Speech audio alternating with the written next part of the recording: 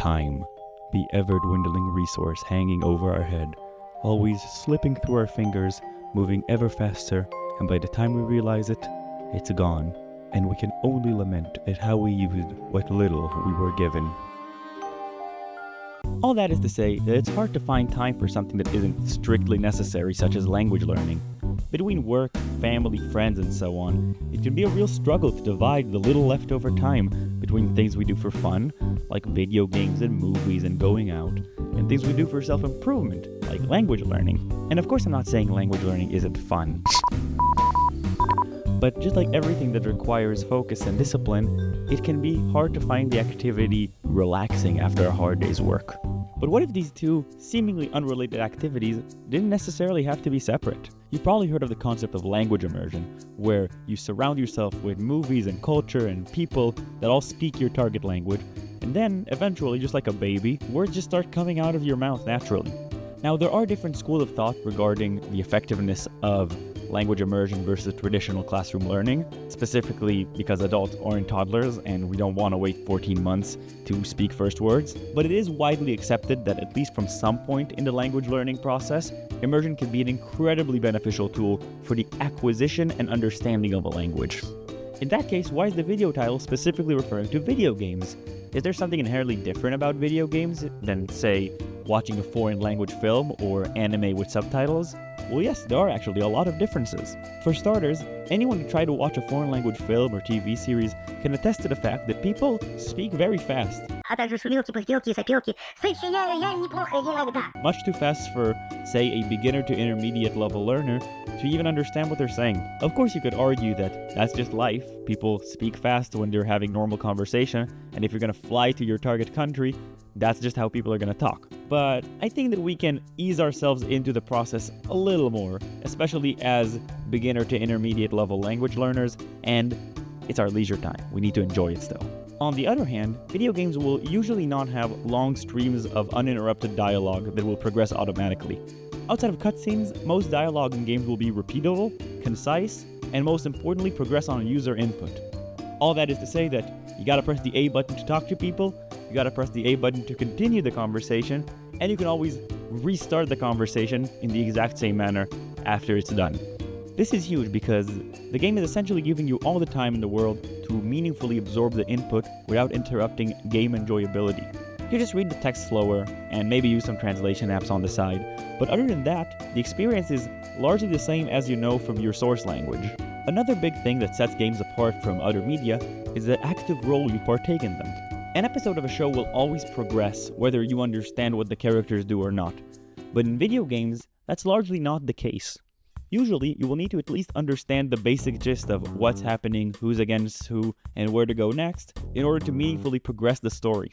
Of course, this isn't always the case, especially with simpler action-based games, but for the most part, you need to at least understand the basics. This requirement of understanding in order to progress not only promotes improvement and better acquisition of vocabulary, it also provides immediate positive stimulus to success. You feel good when a dialogue that would take you 5 minutes to read at the start of the game now only takes you 20 seconds, because you mostly learned all the phrases and words that the game throws at you. That's the power of the active participant. Something else that I just alluded to is the concept of repetitions. As anyone who used a language learning app can tell you, you don't just read a word once and instantly learn it. You need to encounter it in many different ways and in slightly different connotations, ideally. The beauty of video games is that most always you get to see the same topics brought up in many different scenarios and contexts, and therefore you get to be exposed to the vocabulary in a more extensive manner. For example, if you play a fantasy RPG, you will probably see the word for princess, castle, magic, and so on many times, while a game that takes place in a school might have words for classroom, teacher, assignment, and so on pop up more regularly.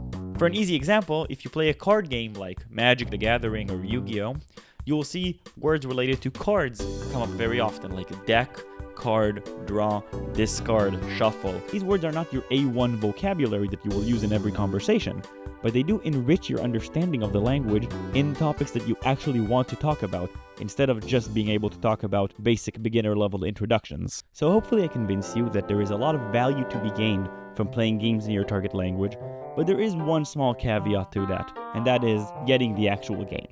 because this is one thing that is very poorly documented online. Generally speaking, a game can either have an official translation to your language, or you will need to hunt down some fan translation. Now, fan translations are a wonderful effort, and there are numerous groups translating games to languages that historically didn't have many games released in them. But because it's such a case-by-case situation, and it varies from language to language, I can't go much deeper into that in this particular video, but I do implore you to Google it a little bit on your own time. As for official releases, you will generally find the following languages for anything that is PS2 or older. So German, French, Italian, Spanish, Japanese, and of course English. But many times for older games, you will have to hunt down a copy of the game from your target country, because each copy would only have one version of the game on it due to memory limitations. For newer stuff, you can largely expect the aforementioned languages, plus a few others such as Korean, Chinese, Russian, and whatnot, to be available. But it still heavily depends on the game you're getting. If your game is available on Steam, then you can oftentimes see the languages available there, but for console games, I have no idea if you can see it anywhere. And nowadays, companies are opting out of in-game language select and more towards game language being set to your console's language, which is very poor for language learners who might have relatives or friends use the same console that don't want to play everything in German just because one guy is learning it. In general, I just think it's stupid that companies don't advertise the available languages.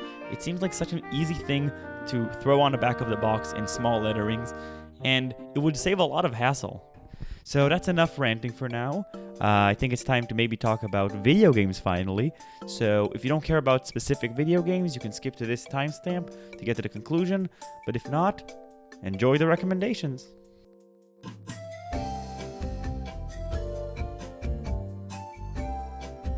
Welcome to the Language Bits office, aka the dirtiest room you've ever been in, and let's just jump right into the tier list. No jibber jabber, we jibber jabbered enough by now anyway. So I think the bottom tier in the D tier must be Darksiders. Darksiders is an action game from 2009. It's based on like Apocalypse, Four Horsemen, and whatnot, and it has very fast cutscenes, so it's hard to follow, and it's just very niche vocabulary, so I don't really recommend it for learning. Next game I will put in the C tier. It's Castlevania Aria of Sorrow. Castlevania Aria of Sorrow is a Game Boy Advance game. You can get it in the Advance collection for modern consoles.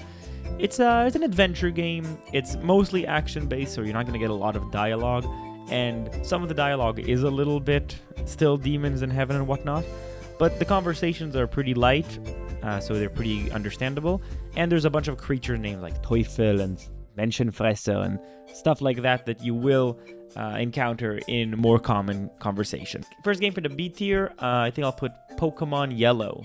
So Pokemon Yellow, one of those games where you gotta get the specific language copy.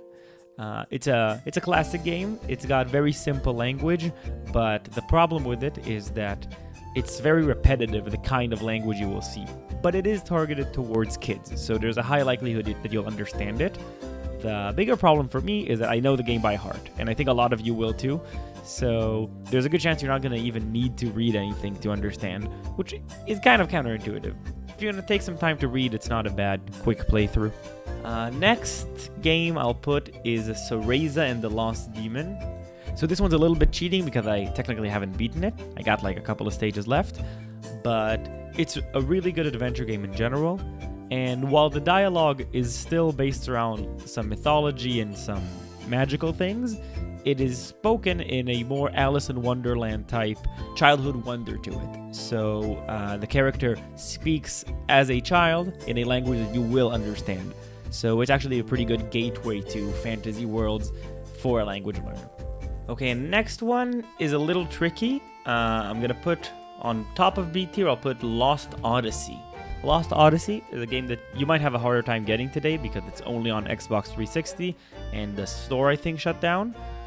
But it's a really great RPG and it's got a very good German translation, but I have to put it on B because the game conveys very poorly the fact that it has multiple languages. In-game, in the option menu, you can change the language setting, but it only affects the dubbing. But if your console settings are set to German, per se, then you'll get the entire dialogue in German as well. So I gotta dock some points to that, because I played the entire game in English, and I only played about an hour of it in German for the video. Okay, jumping to the A tier, we'll go into two games that I will talk about together because they're a little similar, and those are Ni no Kuni and Pokemon Mystery Dungeon DX. I played these two games on the Switch, but the Ni no Kuni game is available on many consoles. They're both role-playing games, which means they have a lot of dialogue, but they're both targeted towards a younger audience, so you'll have a better time understanding what's going on. Specifically, Pokemon Mystery Dungeon basically takes the best of the Game Boy Pokemon game, with the charming characters and the fact that all the names are puns in your target language, at least for German, and imbues it with an actual plot and with characters and with some pretty heavy-handed stuff here. So this one is quite recommended. And Ni no Kuni is a little different because it has a lot of alliterations. So for example, you have a kingdom of cats, and they will shove the word meow into every word that makes sense with it. So you have the word außerordentlich, or extraordinary, so they will turn it into meowserordentlich.